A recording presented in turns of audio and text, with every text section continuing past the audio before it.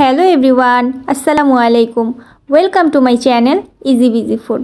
আজকে আপনাদের সাথে শেয়ার করব কিভাবে ঘরে থাকা উপকরণ দিয়েই খুব সহজেই শাসলিক বানানো যায়। আশা করছি আজকের ভিডিওটি আপনাদের কাছে ভালো লাগবে।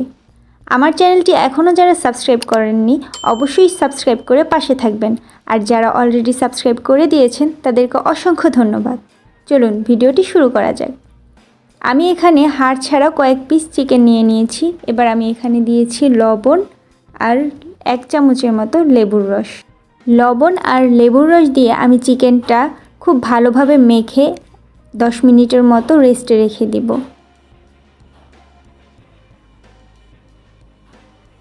ফিরে এলাম 10 মিনিট পরে। এবার আমি এখানে দিয়ে দিব ক্যাপসিকাম এবং পেঁয়াজ। এবার আমি এখানে দিব 1 চামচ আদা রসুনের পেস্ট, 1 চামচ মরিচের গুঁড়া, 2 চামচ টমেটো সস,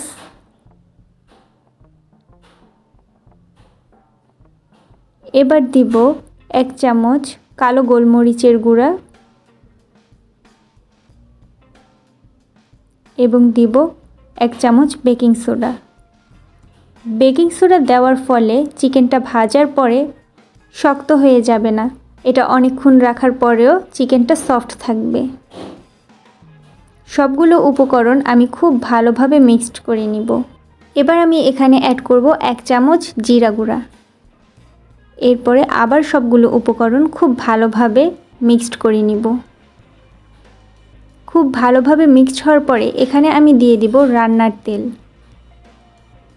এরপরে সবগুলো উপকরণ আবার কিছুক্ষণ মেখে নিব। সবগুলো উপকরণ খুব ভালোভাবে মিক্সড করার পরে আমি এখানে নিব শাসলিক কাঠি। আমি শাসলিক কাঠিতে একটা একটা করে সবগুলো উপকরণ গেঁথে নিব। এখানে শাসলিকটা আমি 10 মিনিটের মতো পানিতে ভিজিয়ে রেখেছি। শাসলিক কাঠি ভিজিয়ে রাখার ফলে ভাজার সময় কাঠিটা পুড়ে যাবে না। আমি এখানে ক্যাপসিকাম দিয়েছি, তারপর দিয়েছি পেঁয়াজ, এবার দিয়ে দিব আমি চিকেন। এরপর আমি এখানে দিব আরেক টুকরা পেঁয়াজ, তারপর দিব আবার ক্যাপসিকাম,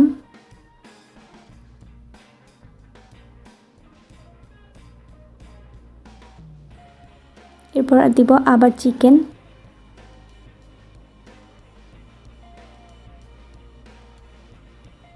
তারপর দিব আবার পেঁয়াজ, তারপর দিব আবার ক্যাপসিকাম। এরপর আমি এখানে আবার পেঁয়াজ দিব এবং দিব আরেক টুকরা চিকেন। আপনারা কিন্তু চাইলে এখানে হলুদ ক্যাপসিকাম বা লাল ক্যাপসিকামও ব্যবহার করতে পারেন। আমার হাতের কাছে ছিল একটা ক্যাপসিকাম, তাই আমি একটা দিয়েই রেসিপিটা তৈরি করেছি। সেমভাবে আমি সবগুলো উপকরণ শাসলিকে গেঁথে নিয়েছি। এবার আমি ফ্রাই প্যানে একটু তেল দিয়ে সবগুলো শাসলিক ভেজে নিব।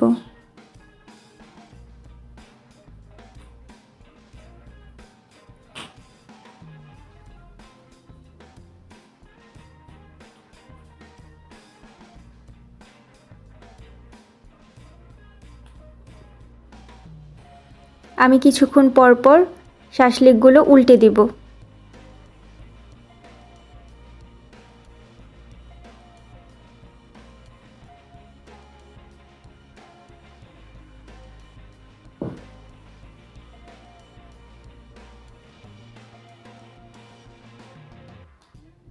আমি এটা একটুক্ষণ পরপরই উল্টে উল্টে ভেজে নিয়েছি খুব ভালো করে।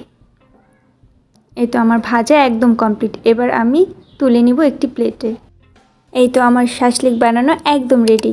এরকম আরও সহজ সহজ রেসিপি পেতে আমার চ্যানেলটি সাবস্ক্রাইব করে পাশেই থাকবেন। ধন্যবাদ।